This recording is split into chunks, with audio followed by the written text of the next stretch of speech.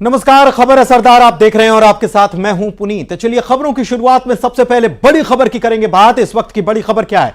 Pune hit and run case मामले में update आपको बता रहे हैं, जहां पर जुवेनाइल कोर्ट ने एक बड़ा फैसला आज सुना दिया। नाबालिग आरोपी की जमानत को रद्द कर दिया गया है और नाबालिग आरोपी को बाल सुधार गृह भेज दिया गया है। 14 दिनों के लिए बाल सुधार गृह भेज दिया गया है। मध्य प्रदेश के 2 इंजीनियर्स की मौत हुई थी। आरोपी को नाबालिग माना जाए या ना माना जाए, इस पर हालांकि फैसला नहीं हुआ है। 5 जून के बाद इस पर भी कोर्ट फैसला ले सकती है।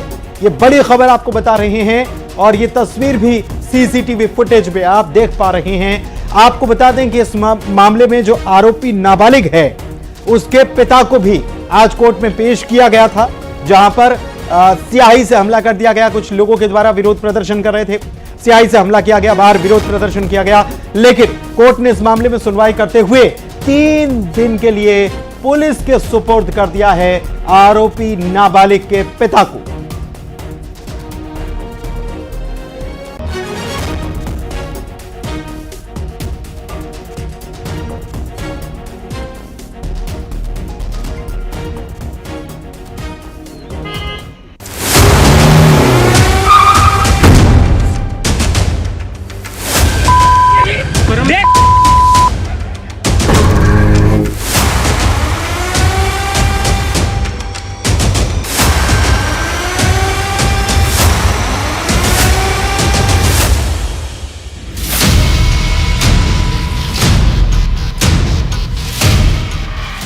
Pune hit and run high profile case में जांच जैसे जैसे आगे बढ़ रही है, चौंकाने वाली खबरों का पर्दाफाश हो रहा है।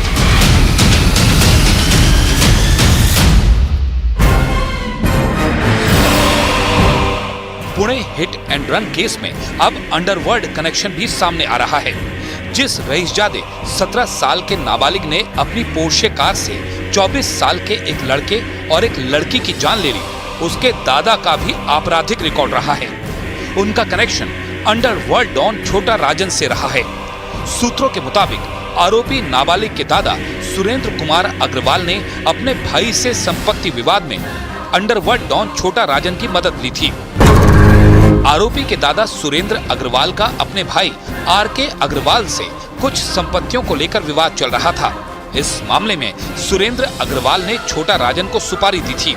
इसके बाद छोटा राजन के कुछ गुर्गों ने आरके अग्रवाल को धमकी देने भेजा। इस दौरान आरके अग्रवाल के दोस्त अजय भोसले पर फायरिंग भी हो गई। इस मामले में नाबालिग आरोपी के दादा को आरोपी बनाकर केस दर्ज किया गया था। कनेक्शन हो, अभी पूरी तफ्तीश होगी और सब तरीके से जो भी उनके काम होंगे, कार्रवाइयां होगी, हर चीज के ऊपर पुलिस कार्रवाई करेगी। शायद यही वजह है कि रसूखदार परिवार से आने वाले नाबालिग आरोपी को कानून का डर नहीं था, इसलिए पहले उसने बेधड़क पब में जाकर हजारों रुपए शराब में खर्च किए और उसके बाद तेज रफ्तार कार चलाकर 2 जिंदगियों को रौंद दिया। और जब उसे पकड़कर पुलिस थाने ले जाया गया तो पुलिस स्टेशन में वीवीआईपी ट्रीटमेंट दिया गया। आरोपी के लिए पिज्जा और बिरयानी ऑर्डर की गई। 15 घंटे में ही जमानत मिलने के बाद पुलिस कार्रवाई पर सवाल उठ रहे हैं। महाराष्ट्र पुलिस ने आरोपी को जुवेनाइल की जगह बालिग की तरह ट्रीटमेंट की अपील की है। इसे लेकर आम लोगों का गुस्सा ऐसा है कि आज कोर्ट में पेशी के दौरान एक संगठन ने आरोपी के पिता विशाल अग्रवाल पर स्याही फेंकने की कोशिश की।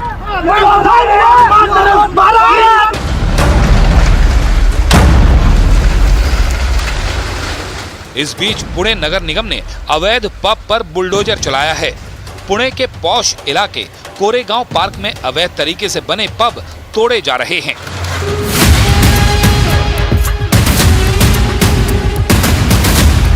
पुणे के जिस पब ने नाबालिग को शराब परोसी, उस पर एक्शन हुआ, लेकिन देश के कई शहरों में नाबालिगों को धड़ल्ले से एंट्री दी जाती है और शराब परोसी जाती है। इसका CNN न्यूज 18 ने पर्दाफाश किया। हमारे कैमरे पर कनॉट प्लेस हौज खास के कई पब स्टाफ ने कबूल किया कि वो 25 साल से नीचे के युवाओं को शराब परोसते हैं। उधर Pune hit and run case में नाबालिग कार चालक के पिता को पुलिस कस्टडी में भेज दिया गया है।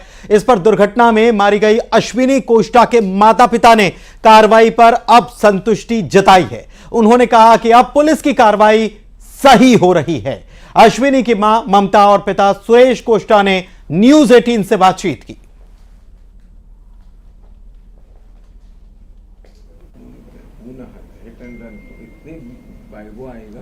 सदस्य जिस तरह का 3 दिन में घटनाक्रम हुआ और पुलिस ने वेदांत के पिता यानी जो कार चला रहा था उसके पिता को गिरफ्तार कर लिया, 3 दिन की रिमांड पर लिया है। उसके बाद परिवार वालों का क्या कहना है? कार्रवाई तो हो रही है। पहले उसको छोड़ दिया गया था, 14 घंटे में ही उसको जमानत मिल गई थी, लेकिन अब नाबालिग बच्चे के साथ साथ उसके पिता पर भी मामला दर्ज किया और उन्हें गिरफ्तार कर लिया गया है। इस कार्रवाई को लेकर क्या कहना है? बहुत सही कार्रवाई हो रही है, क्योंकि पिता से ज़्यादा तो पेरेंट्स उसके जिम्मेदार है, आरोपी है। हर माता पिता को अपने बच्चों की परवरिश सही तरीके से करनी चाहिए। पहले तो नाबालिग को इतनी बड़ी गाड़ी देनी नहीं चाहिए थी, इसलिए सही कार्रवाई हो रही है। बाकी पेरेंट्स जो साधन संपन्न है या मतलब जो अच्छी गाड़ियां चलाते हैं वो अपने बच्चों को अच्छी शिक्षा दें कि ट्रैफिक नियमों का पालन करें, ट्रैफिक में कंट्रोल स्पीड से चलें, जिसमें किसी को अपने साधन का सदुपयोग करें, दुरुपयोग नहीं, किसी की जान लेने के लिए नहीं। तो हमारे साथ ये थे अश्विनी के माता पिता, जिनका कहना है कि सभी पेरेंट्स इस बात का ध्यान रखें कि भविष्य में उनके बच्चों के साथ इस तरह की कोई घटना ना हो, ना तो वो किसी का एक्सीडेंट करें और ना ही किसी के एक्सीडेंट का शिकार हों। बहरहाल कार्रवाई जारी है। आरोपी के पिता को पुलिस ने रिमांड पर लिया है और कुछ ही देर में और भी विस्तृत फैसला आने वाला है। पवन पटेल, न्यूज़ 18 जबलपुर। इधर छठे चरण के चुनाव से पहले एक बार फिर से प्रधानमंत्री मोदी और अमित शाह की जोड़ी ने विरोधियों पर जोरदार वार किए हैं। नरेंद्र मोदी ने उत्तर प्रदेश के बस्ती में मोर्चा संभाला तो पश्चिम बंगाल के कांथी और डेबरा में अमित शाह ने ममता सरकार की घेराबंदी कर डाली।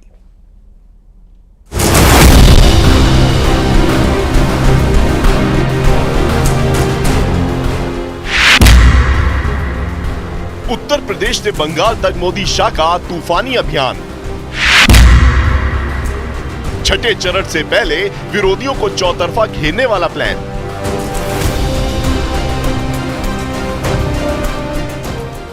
चुनावी समर का यह आखिरी दौर है। 5 चरणों का चुनाव बीत चुका है, 2 चरणों का चुनाव बाकी है, लेकिन पीएम मोदी की एनर्जी में जरा भी कमी नहीं आई है। उत्तर प्रदेश के बस्ती में जब आसमान से आग बरस रही थी, जब पीएम मोदी विपक्ष पर धुआंधार प्रहार कर रहे थे। ये दोनों शहजादे अब मिलकर अफवाह उड़ा रहे हैं। ये कहते हैं यूपी की 79 सीट जीत जाएंगे। मैं पहले सुना करता था कि लोग दिन में सपने देखते हैं, मुझे अब पता चला दिन में सपना देखने का मतलब क्या होता है। 4 जून को यूपी की जनता इनको नींद से जगाने वाली है और तब ये ठिकरा ईवीएम पर फोड़ेंगे। इस दौरान पीएम मोदी ने वैश्विक मोर्चों पर बढ़ते भारत के कद का भी जिक्र किया।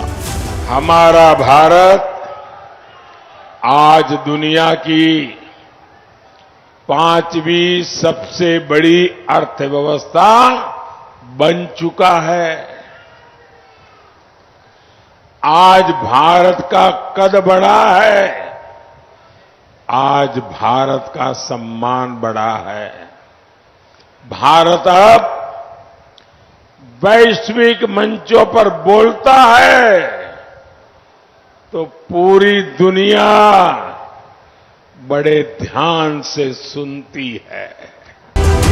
उधर पश्चिम बंगाल के कांथी में अमित शाह ने ममता सरकार पर एक साथ कई प्रहार किए और ममता बनर्जी पर मुस्लिम तुष्टीकरण की सियासत का आरोप लगाया। हम एक घुसपैठियों से नहीं डरते हैं। ममता दीदी विरोध करती रह गई, हमने सीएए पारित किया और हमारे शरणार्थी भाइयों को नागरिकता देने का रास्ता नरेंद्र मोदी जी ने खोल कर रख दिया। भाइयों बहनों, खोल कर। इस दौरान अमित शाह ने पश्चिमी मेदिनीपुर के डेबरा में भी जनसभा को संबोधित किया और विपक्षी गठबंधन की नीयत पर सवाल खड़े किए। ये जो लोकसभा का चुनाव है उसमें दो खेमे पड़े हुए, एक और भारतीय जनता पार्टी और एनडीए के साथी नरेंद्र मोदी जी के नेतृत्व में चुनाव लड़ रहे हैं, और दूसरी ओर इंडी अलायंस लड़ रहा है जिसमें तृणमूल कांग्रेस, कांग्रेस, कम्युनिस्ट, ये सारा गठबंधन। एक और नरेंद्र मोदी जी है जो 23 साल से मुख्यमंत्री, प्रधानमंत्री रहे, मगर उस पर 25 पैसे का भी भ्रष्टाचार का आरोप नहीं लगा। और दूसरी ओर 12 लाख करोड़ के घपले, घोटाले, भ्रष्टाचार करने वाले ये इंडी अलायंस और तृणमूल कांग्रेस है। बस कुछ दिन का इंतजार बाकी है क्योंकि 4 जून को चुनाव की असल झांकी है। इधर ममता बनर्जी को कलकत्ता हाईकोर्ट से बड़ा झटका लगा। हाईकोर्ट ने 2010 के बाद के ओबीसी प्रमाण पत्र खारिज करने का आदेश भी दे डाला। हाईकोर्ट ने 2010 के बाद से जारी ओबीसी लिस्ट को गैर कानूनी बताया। 2011 से अब तक जारी लगभग 5 लाख ओबीसी प्रमाण पत्र रद्द होंगे। कलकत्ता हाईकोर्ट के फैसले पर ममता बनर्जी का बयान भी सामने आया। ममता बनर्जी ने कहा कि ओबीसी आरक्षण पर कोर्ट का आदेश नहीं मानूंगी।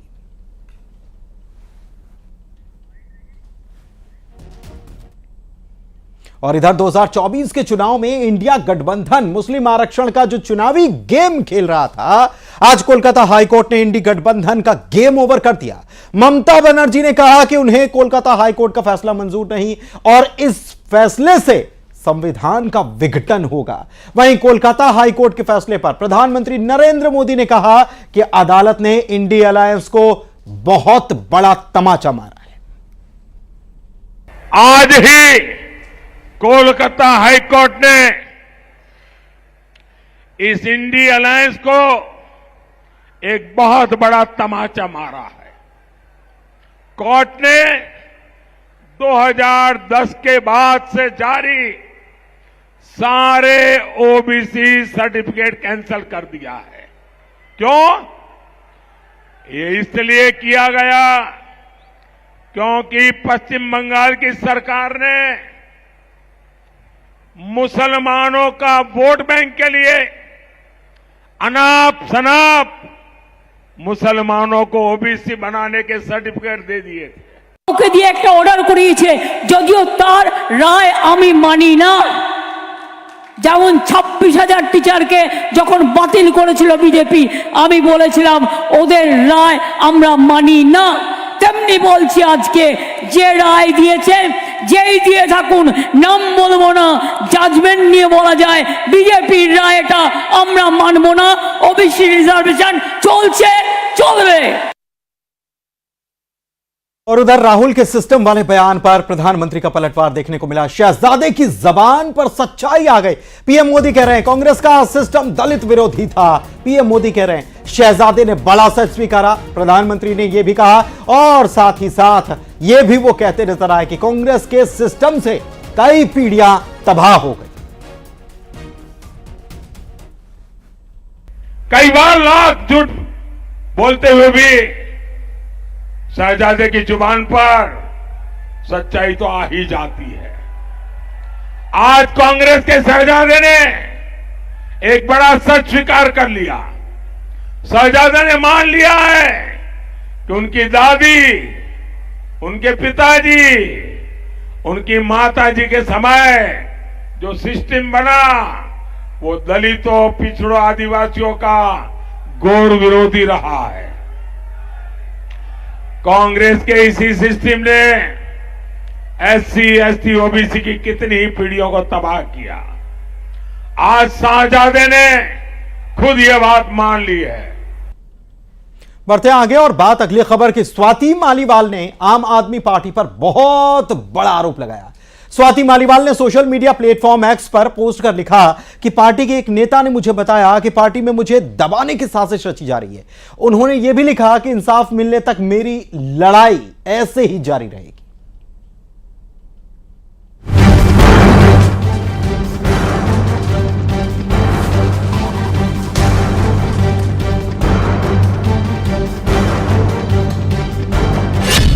कौन है जो स्वाति को धमका रहा है?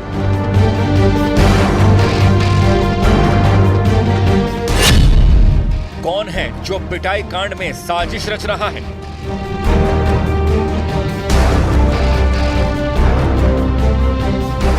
कौन स्वाति की निजी तस्वीरों को लीक करना चाहता है?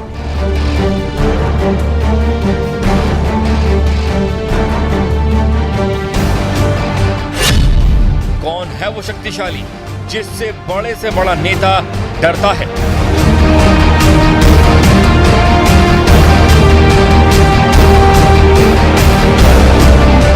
बेहद हाई प्रोफाइल पिटाई कांड की कहानी के तार कहां जुड़े हैं?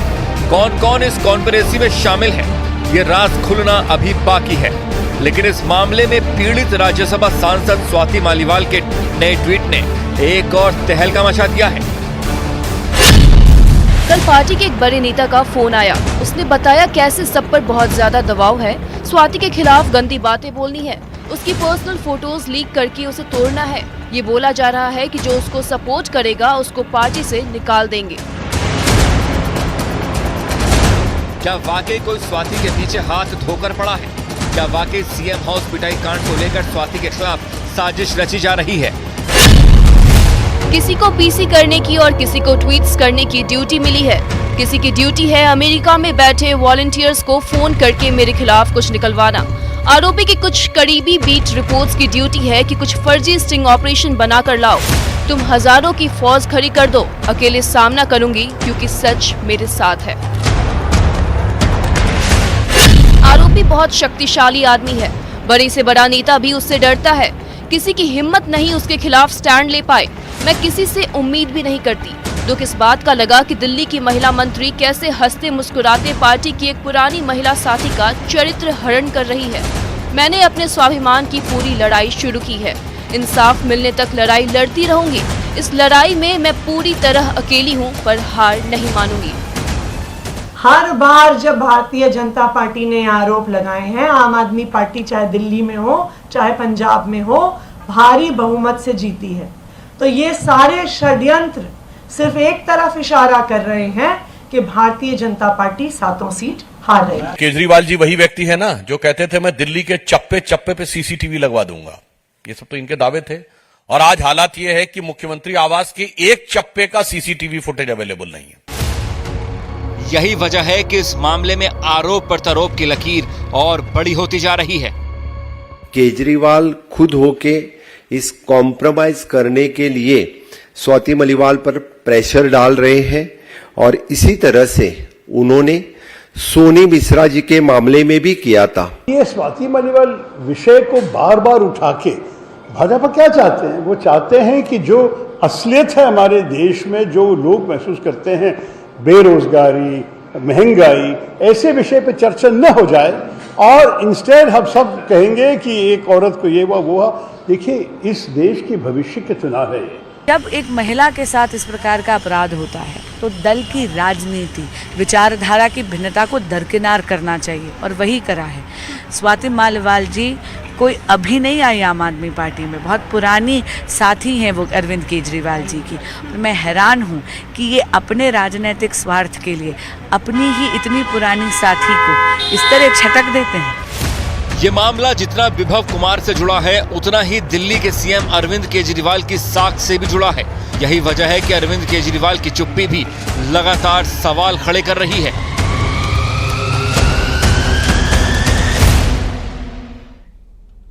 इधर 24 के रण के 5 चरण पूरे हो गए हैं। 428 सीटों पर चुनाव पूरा हो चुका है और इन 5 चरणों में नंबर गेम कौन जीत रहा है? बीजेपी मिशन 400 पार के कितने करीब पहुंच पाई? क्योंकि हर दल अभी से अपनी अपनी जीत के दावे ठोकने लगा है, लेकिन किसके कैलकुलेशन में कितना दम है, किसके नंबर कम है, यह समझने के लिए हमें एक रिपोर्ट देखनी होगी।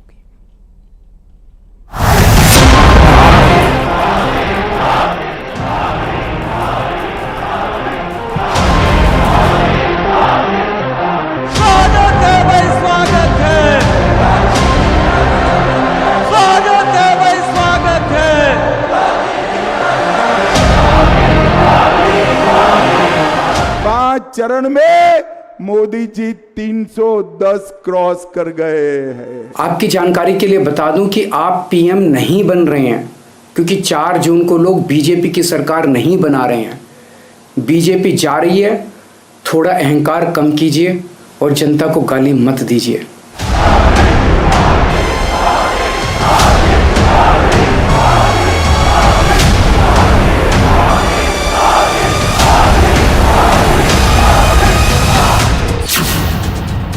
चार 428 सीट, 5 चरण, कौन जीत रहा?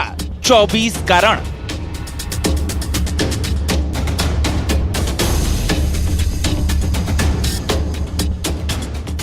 एक 115 सीटों की आखिरी लड़ाई, किसका जोश कितना हाई? क्या कहता है 5 चरण का विश्लेषण?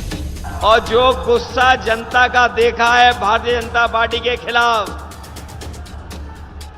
जो गुस्सा हमें दिखाई दिया पहले चरण में, वो गुस्सा बढ़ता चला जा रहा है। और 7वां चरण जब आएगा तो जनता का गुस्सा 7वें आसमान पर होगा।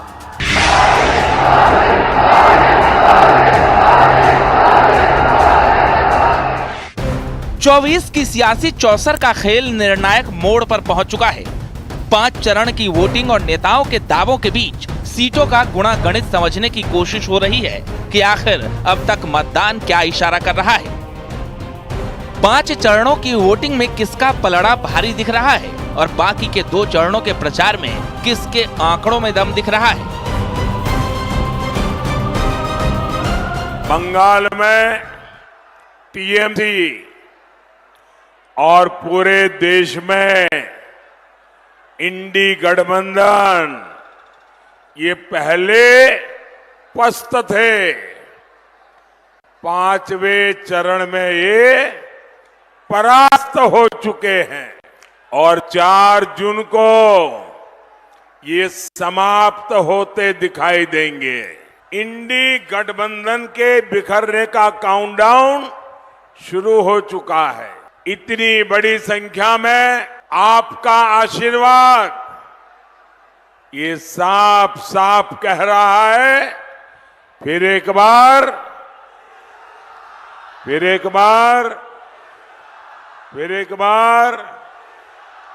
आभार एक